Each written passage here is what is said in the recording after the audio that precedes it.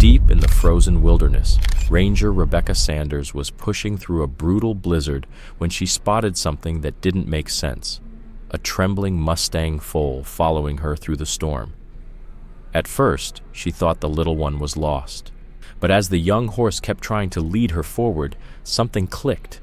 He wasn't wandering, he was begging for help. This tiny foal had somehow survived the deadly cold just to find someone, anyone, to come with him. And when Rebecca finally realized why, when she understood that his mother was trapped and dying on a collapsed ridge after their herd was forced to reroute, she dropped to her knees in the snow, tears in her eyes. The foal, who she would later call Comet, wasn't just a baby looking for safety. He was on a mission. His courage would set off a desperate race to save his mother and ignite a fight to protect the entire population of Clearwater Valley's wild Mustangs. All because one tiny horse refused to let go of the one he loved. Before we dive back into this emotional story, tell us in the comments where you're watching from. And if Comet's story already has you hooked, hit subscribe, because what's coming tomorrow is unforgettable. The wind howled through the pine trees as Rebecca adjusted her gear, the heavy pack biting into her shoulders. 2 decades as a forest ranger didn't make winter patrols easier, just more routine. She checked her watch, just past noon, but the sky was already sinking into darkness. The storm was moving in faster than expected. Her radio crackled. "Sanders, you copy? Storm's speeding up. Need you back at base." She answered, "Copy that. Wrapping up the eastern ridge now, heading back in 30. Make it 15, this one's ugly." Rebecca picked up her pace as thick snow erased the trail behind her, turning the familiar landscape into a dangerous maze. Even seasoned rangers had gotten lost in weather like this. Then something, a sound, not wind, something else. She stopped, listened. There it was again, a faint whinny, barely piercing the storm. Her hand instinctively moved to the tranquilizer gun on her belt as she turned. Through the white blur, a small figure emerged. Her breath caught. A Mustang foal, maybe 4 months old, legs shaking, coat frozen stiff. "What the?" she whispered. In all her years here, wild Mustangs never approached humans, especially not a foal on its own. But this one didn't run. It stood just feet away, chest heaving, eyes locked on her with a strange, human-like urgency. "Hey, little one," she called gently, crouching. "Where's your mama?" Instead of fleeing, the foal stepped forward, then turned and walked a few paces away. Paused, looked back at her, again and again. "Are you trying to show me something?" she muttered. Her radio crackled again. "Sanders, weather's going downhill fast. Move, now." But she hesitated. The foal's behavior was too deliberate, too pleading. "Sanders here," she replied. "I've got a lone Mustang foal behaving oddly. I'm going to check it out." "Negative," came Walter Green's voice. "Not in this storm. That's an order." She looked at the foal. It was whinnying now, high, desperate. "Sorry, Walter," she said, clicking off the radio. "This isn't just a lost foal. Something's wrong. I'm following him." And with that, Rebecca set off into the storm behind a trembling baby Mustang who refused to stop. For nearly 20 minutes, they climbed through deepening snow and rough terrain. The weather was worsening by the minute, and they were heading into dangerous territory, a ridge known to be risky even in good conditions. Suddenly, the foal stopped, its ears perked up, body frozen like a statue. They had reached a steep incline. Something was ahead. Rebecca leaned forward, trying to see through the blizzard. Then it happened. A sharp whinny from the foal, and a faint, distant call in return. "There's someone up there," she whispered, heart pounding. Adrenaline surged through her. This wasn't just a rescue. This was the beginning of something much bigger. Adrenaline surged through Rebecca's veins as the foal suddenly scrambled up the icy slope, its tiny hooves slipping and skidding over frozen rock. Without hesitation, she followed, grabbing at roots, gripping jagged stone, every muscle straining to stay upright as wind gusts threatened to throw her off balance. The climb turned brutal. One misstep, and she'd tumble straight down the mountainside. The foal disappeared over the ridge above, and Rebecca forced her aching arms to pull her the final few feet. Then, for a moment, the storm eased. The snow parted just enough for her to see. and what she saw stole the breath right out of her lungs. Lying on a dangerously narrow ledge was a full-grown Mustang mare. One leg was twisted at a horrifying angle beneath her, clearly broken. The ledge itself was barely holding, partially collapsed, crumbling under the weight of the mare's body. As the foal rushed to her side, the mare tried again to stand, but collapsed with a soft, heart-wrenching cry. "Oh my God," Rebecca whispered, her heart breaking. This foal hadn't been lost, he'd been searching. Through a deadly blizzard, he'd tracked down a human for help. Rebecca took slow, careful steps forward, not wanting to spook the injured mare. The horse's eyes were wide with fear, but the foal stood protectively between them, gently nickering as if trying to calm his mother and say, "She's here to help."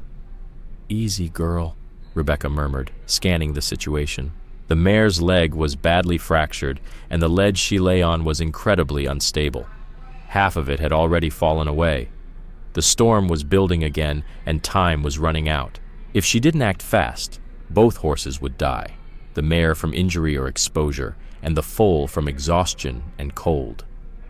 She pulled out her radio. "Sanders to base. I need immediate assistance. I've found an injured Mustang mare on the eastern ridge. She's not alone. There's a foal with her." Walter's voice cracked through the static. "Damn it, Becky, I told you to come back." "Walter, I need a rescue team now. They won't survive the night." There was a long pause. "Too dangerous. We can't send anyone out in this weather." Rebecca's jaw clenched. Anger burned in her chest. "So we just leave them to die? They're wild animals, Sanders. Nature takes its course.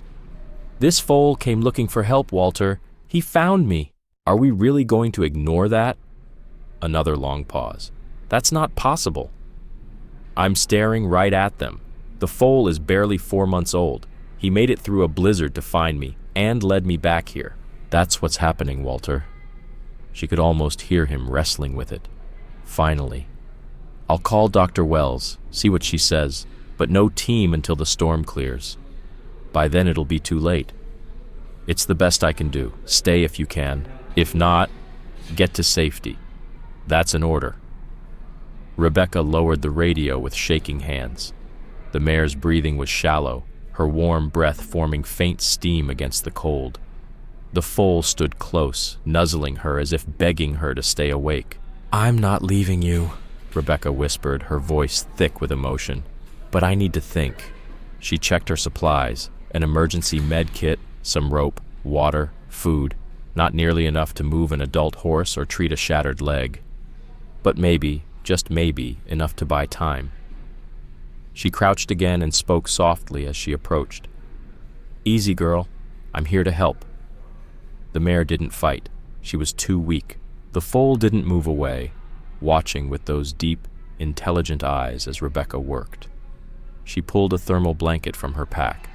It wasn't much, but it was better than nothing. As she gently laid it over the mare, she whispered, "Your baby brought me here. He's something special." The mare's pulse was faint but steady. There was still a chance, but not out here, not in this storm. Her radio crackled again. "Sanders, it's Dr. Wells. Walter filled me in. What's the mare's condition?" Rebecca gave her a full report, fighting to keep her voice steady. "Can you splint the leg?" Dr. Wells asked. "Not properly. I don't have the supplies." "Can she be moved?" Rebecca looked down the way she'd climbed. "Not a chance. The ridge is steep and unstable. We need a rescue team, but Walter says that's not happening tonight." Silence. Then, "Keep her warm. Give her water if you can, same for the foal. But Becky, you need to prepare yourself. Wild horses with this kind of injury—" "Don't say it," Rebecca cut her off. Her voice was firm now. "I'm not giving up." The foal nudged Rebecca's hand, the touch gentle and intentional.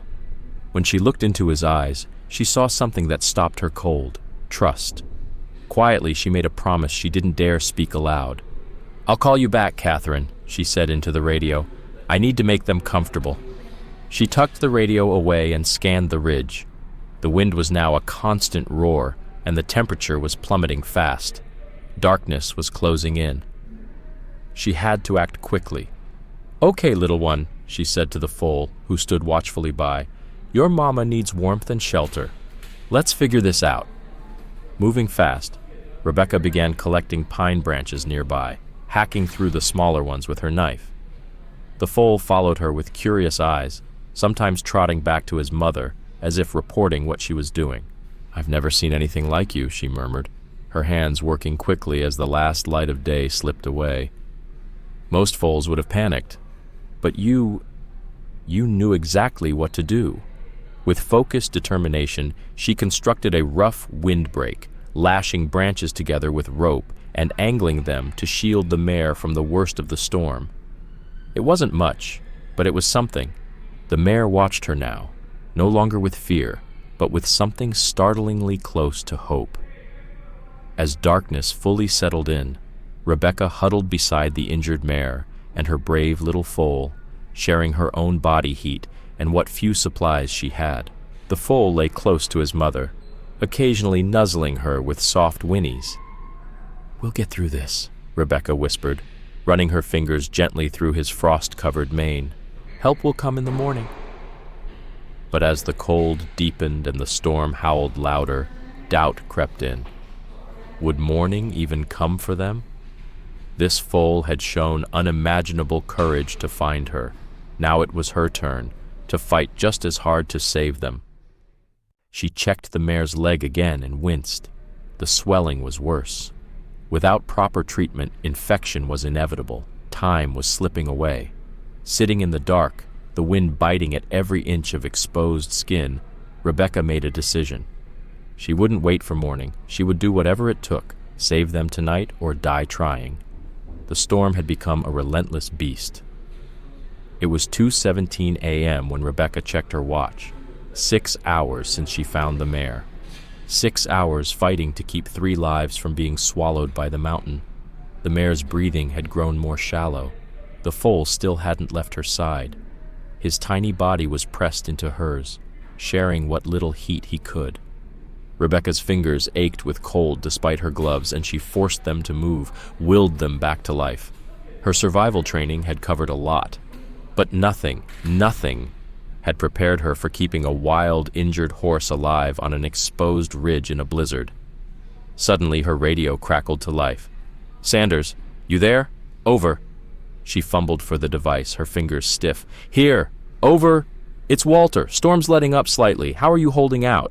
She glanced over at the mare and foal. Cold, tired, but alive. "The mare's getting worse." "Listen," Walter said. "I got in touch with Matthew Jenkins from Whispering Pines Ranch. He's willing to help once it's light out." A flicker of hope pierced the fear. Matthew Jenkins was a horse expert, especially with injuries. Though he didn't always side with preserving wild herds, Rebecca knew he could make a difference. "Does he have rescue gear?" "He's got a portable horse sling and trailer. But Becky, he can't make it up there until daylight. You've got to keep them alive until then." Rebecca looked at the foal, still watching her with those deep, unblinking eyes. "We'll make it." Walter was quiet for a moment. Then his voice softened. "This isn't just about 2 horses, is it?" Rebecca swallowed hard, her throat tight. "You didn't see him, Walter. This foal crossed miles of wilderness in a blizzard to find help. I can't let that kind of courage be wasted." A long pause. "I'm sending Brian as soon as it's safe. Hang tight." The radio fell silent. Rebecca put it away and turned back toward the mare. Her breathing was shallow now, her eyes barely open. Rebecca placed a trembling hand on her neck. The pulse was faint. "Stay with me," she whispered. "Your baby needs you." The foal whinnied softly, nudging his mother's face. Rebecca had seen countless animals in distress, but this was different. The way the foal had acted, how deliberate, how intelligent, it felt like something far beyond instinct. She rummaged through her pack again. Bandages, antiseptic, a few painkillers for humans. It wasn't enough. But then, an idea. Risky, improvised. But maybe their only chance. "I need to set the leg," she said aloud, her voice shaking. "At least enough to ease the pain, maybe buy her time." In a hospital, Setting a horse's broken leg was hard enough, but on a snowy ridge, in a storm, alone, she took a deep breath and got to work. Attempting to set a broken leg on a mountaintop in the middle of a storm with almost no proper equipment, anyone else might have called it impossible. But Rebecca knew if the fractured bone kept grinding against muscle and nerve, the mare wouldn't survive till sunrise. She reached for her radio again. "Sanders to base, I need to speak with Dr. Wells." "Urgently!" A few moments later, Catherine's voice came through the static. "Wells here, what's going on?" "Her condition is getting worse. I have to stabilize the leg, now." There was a long silence on the line. Then, concern. "Becky, that's dangerous. Without proper tools, she could panic, and on that ledge." "I know the risks," Rebecca said, cutting her off, "but I don't see another option." Catherine sighed. "Then listen closely. You'll need to splint it. Find something stiff enough to keep the leg from shifting. But first, you have to realign the bone as best you can." Rebecca's eyes scanned the ridge. Not much to work with. "I've got some sturdy branches, my trekking poles, and athletic tape. It might hold, maybe, but it'll be agonizing for her. She might lash out." "I'll keep her calm," Rebecca said quietly. "Then let's begin. First, locate the brake." Rebecca moved to the mare, gently running her hands down the foreleg. The horse flinched but didn't resist. 4 inches above the fetlock. Clean brake, I think. "Okay," Catherine said. "Here's what you're going to do." For the next 20 minutes, Catherine guided her through every step, while Rebecca worked swiftly, gathering and prepping the materials. The foal stood nearby, never looking away, as if he sensed just how important this moment was. When Rebecca approached the mare with the makeshift splint, fear flashed in the horse's eyes. "She's getting nervous," Rebecca whispered into the radio. "Use the foal," Catherine advised. "He might be the only thing keeping her grounded." Rebecca tucked the radio away and knelt beside the young Mustang, gently stroking his frost-covered mane. "I need your help now," she whispered. "She's scared, but if you stay close, she might trust me." As if he understood, the foal stepped to his mother's head, resting his small muzzle against her cheek. He nickered softly. The mare's breathing slowed. "That's it," Rebecca murmured, inching toward the injured leg. "Just keep her focused on you." With trembling hands, she began aligning the bone. The mare jerked in pain, nearly striking her with her good legs. "Easy, girl," she whispered, her voice low and steady. "I know it hurts. I'm almost done." The foal didn't flinch. He stayed pressed against his mother's face, offering quiet, unwavering support. Rebecca had seen loyalty in animals before, but this was something else. With numb, bleeding fingers, she wrapped the splint, securing it with tape, trekking poles, and branches. When it was finally done, the leg looked crude but solid. She grabbed the radio. "It's done," she breathed. "Monitor her closely," Catherine replied. "Watch for shock, rapid breathing, cold limbs. Let me know immediately." Rebecca checked her watch. 3:45 a.m., still hours until dawn. The storm had eased slightly, but the cold was biting, merciless. The mare's breathing had steadied somewhat, but she was still teetering on the edge, too weak, too vulnerable. Rebecca pulled off her jacket and pressed herself against the mare's body, trying to transfer any warmth she had left. On the other side, the foal curled into his mother's side, shaking from cold and fatigue. "Just make it to morning," Rebecca whispered, her voice barely rising above the wind. "Help is coming." The foal looked over his mother's back, eyes locking with Rebecca's. There was something in that gaze, something impossibly deep. It felt like he was saying, "Thank you for not giving up." Dawn came slowly, agonizingly slow. Rebecca drifted in and out of consciousness, snapping awake each time the mare's breathing changed. The storm faded into a whisper. The wind, once a roar, had quieted to brief gusts. In the gray light of early morning, she saw just how precarious the ledge truly was. During the night, more of it had collapsed. There was barely enough space for them now. The radio crackled. "Sanders, this is Jenkins. I'm inbound with the gear. What's your position?" Rebecca gave him the coordinates, her chest flooding with relief. Jenkins might not have been the biggest fan of wild Mustangs, but No one in the county knew more about saving injured horses. "How bad is the break?" "Bad," Rebecca answered. "I've splinted it, but she'll need surgery." There was a pause. "Are you sure she's worth the effort? These are wild horses." Rebecca didn't hesitate. This foal crossed miles of wilderness, alone, through a blizzard to get help for his mother. If that's not worth saving, I don't know what is. Silence. Then, finally, "All right, I'll be there soon." Rebecca tucked the radio away and checked the mare, Starlight. That's what she'd started calling her. The splint had held. Her breathing was calmer now. The foal, still watching her every move, blinked slowly in the morning light. Somehow, against every odd, they had survived the night, together. The foal had finally given in to exhaustion, curled against his mother's neck, eyes closed, his tiny body rising and falling with hers. Rebecca gently stroked his icy mane. "Help's almost here, little one," she whispered. "You did it." An hour later, distant voices and the clatter of equipment echoed through the cold air. Rebecca stood carefully on the narrow ledge, waving to signal them. At the top of the ridge, Matthew Jenkins appeared, followed closely by Brian Palmer, a junior ranger. Jenkins was a tall, weathered man in his 50s, the kind of person who carried both skepticism and experience in his eyes. He surveyed the scene like someone who'd seen it all until now. "You weren't kidding about the location," he called down. "This is going to be tricky." Step by step, he made his way down with a folded rescue sling. Brian followed, carrying gear. Jenkins knelt beside the mare, assessing her injury with quick, practiced hands. But then something happened. The foal stirred and stepped between Jenkins and his mother, planting his tiny hooves in the snow with quiet resolve. "Well, I'll be damned," Jenkins muttered. "He's actually guarding her," Rebecca nodded. "He's been doing that since I found them. He knows we're trying to help." They watched as the foal nickered softly to his mother, then turned back to the humans as if waiting for them to proceed. Jenkins shook his head slowly. 30 years with horses, I've never seen a wild foal behave like this.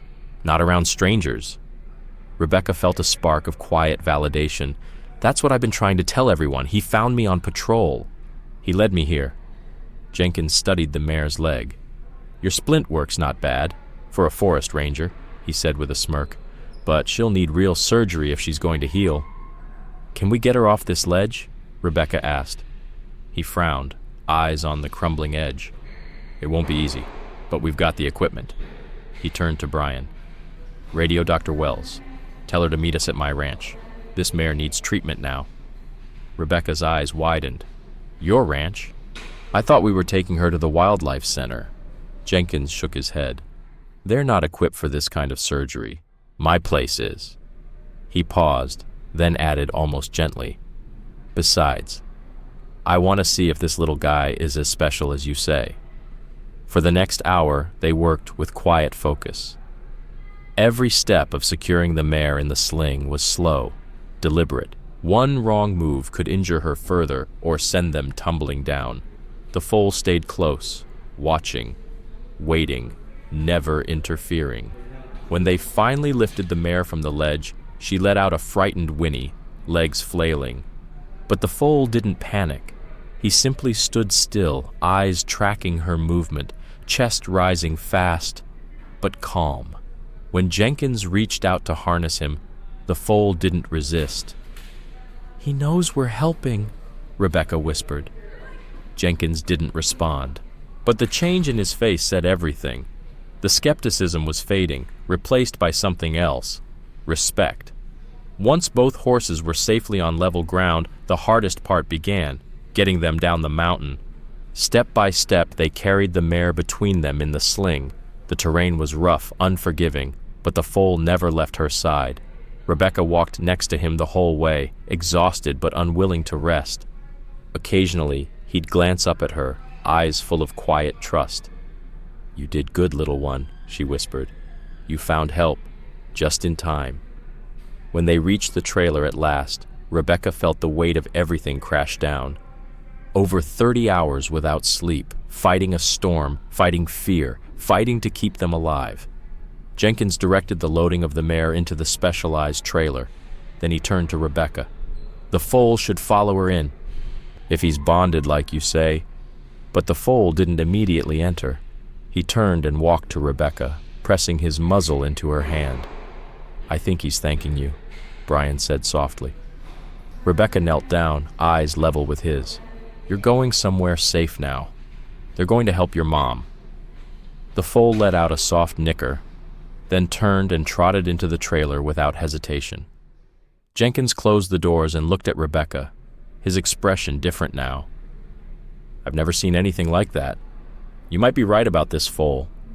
Rebecca gave a tired nod. Their herd was forced into this canyon. Their migration path must have been blocked. We need to find out why. One step at a time, Jenkins replied. Let's save the mare first. As the truck rumbled down the snowy road toward Jenkins's ranch, Rebecca stared out the window, the mountains fading behind them. She couldn't stop thinking about the foal, his journey, his purpose. The way he sought her out, cooperated, trusted. This wasn't just instinct, it was something deeper. And as the trailer hit a bump and she heard the soft whinny from inside, she closed her eyes and made another silent promise. This wasn't the end of the story. It was only the beginning. After rescuing an injured mare named Starlight and her intelligent foal, Comet, during a snowstorm, Ranger Rebecca Sanders thought the worst was over. But as the horses recovered at Whispering Pines Ranch, it became clear that their herd had been driven into dangerous territory. Fencing and unauthorized development by Sierra Development had blocked the wild Mustang's migration routes. With help from a vet, conservationists, and an unexpected ally, rancher Matthew Jenkins, Rebecca launched an emergency feeding program and uncovered illegal fencing that endangered the herd. Comet, who had miraculously led Rebecca to his mother, continued to show unusual awareness. He even helped lead his wild herd to safety when they were trapped near a canyon. Rebecca and her team, armed with photographic evidence, historical research, and eyewitness accounts, faced off with Sierra Development in court. With the support of federal investigators and local allies, they won an emergency injunction, halting all development and granting protections to the Mustangs. 3 weeks later, Comet was thriving back with his herd. Starlight, after months of recovery, was finally strong enough to return to the wild. Her reunion with Comet was emotional and powerful, mother and son rejoining their herd, free once more. Rebecca knew their journey had only begun. What started with a foal's cry for help became a fight to protect an entire legacy. In Clearwater Valley, courage ran wild, and sometimes hope arrived on 4 trembling legs.